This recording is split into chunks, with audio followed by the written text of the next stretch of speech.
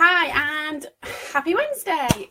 Okay, so I've just had a conversation with one of my therapy clients, and it's the kind of conversation that I always have to have at some point. So going into therapy, everybody, I'm telling them right at the beginning, it's not easy, it is hard, but it is possible. Okay, so it's very much like this happiness challenge. It's about taking small steps, small actions to make what we want to happen our reality. So if we want to be happy, there are things that we have to do every day to make us feel good. The more we feel good, the more good things we do, and we keep them perpetuating it.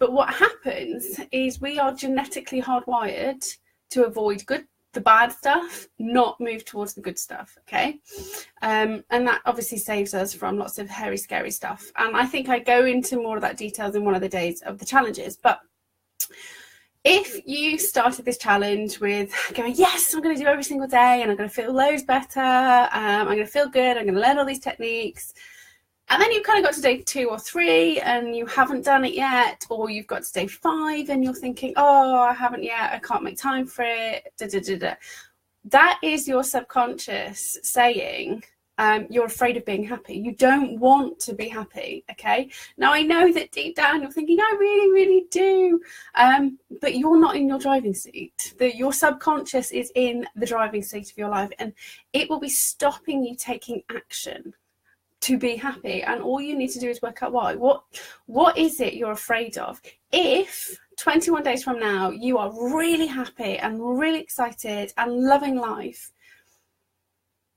what's going to change for you? What does that look like? What's going on? What actually is going on if you're happy? Okay, and I want you to just ask yourself, what does happy look like? You know, am I taking time off work? Am I going out for days? Am I walking around the shops and buying things? You know, what is your happy? Okay, and then your second question to ask yourself is, if I achieve this, what do I think is going to happen? And sometimes you'll find really weird things pop up for you. So, you know, say for one of my really weird things was, if I get a really successful business, I will get lots of hate mail, or if I get a lot really successful, you know, if I start helping lots of people overcome stress, depression, anxiety, I'll get called a fraud, particularly, you know, from pharmaceutical companies. So all of that was kind of in my subconscious, and that stopped me then from creating my happy, which is having this successful business and helping people out of extreme stress, depression, anxiety. But I didn't realise that's why I wasn't doing the work until I started asking myself those questions. So we are genetically hardwired to avoid things we're afraid of. Okay, so if you've started this challenge and you've realised that you're not doing the work, then there's something that you're afraid of, which is why you're not doing the work. Now, obviously, we're not going to go into uncovering limiting beliefs, blocks, and all, whatever you want to call it.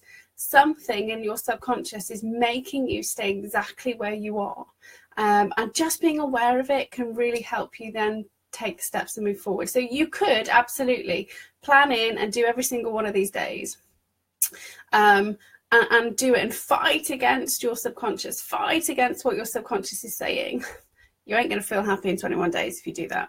So take a moment. If you haven't done the days and you're not feeling good, you're not kind of getting excited about what's going on now, take a few minutes to stop and work out exactly what it is you're afraid of, because otherwise this just isn't going to work. And I really, really want you to feel happy after you've done the challenge. So the 2 questions to ask yourself, and this will uncover what you're afraid of.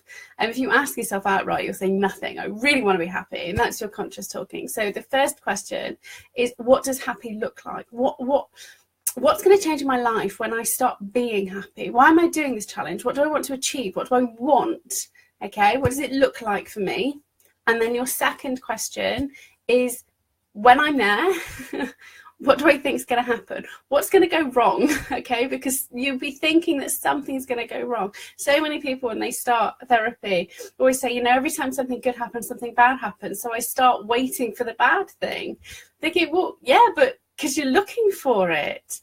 You know, bad things, good things happen all the time, you know, but just because something good happens doesn't mean something bad's going to happen, unless we start looking for it and only see examples of those sorts of negative things. But the key thing is, if there's something that you want in your life right now, whether it's to achieve this challenge, whether it's something else, and you're not taking the steps to make it happen, you're not doing the work.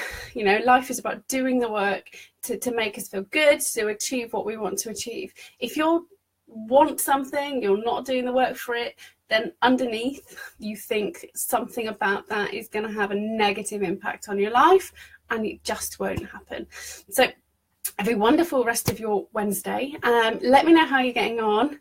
Let me know if you want to share what things are kind of popped up for you that are random, but feel free to get in touch in the group and mingle as much as you want. So have a great rest of your Wednesday, and I will catch up with you tomorrow.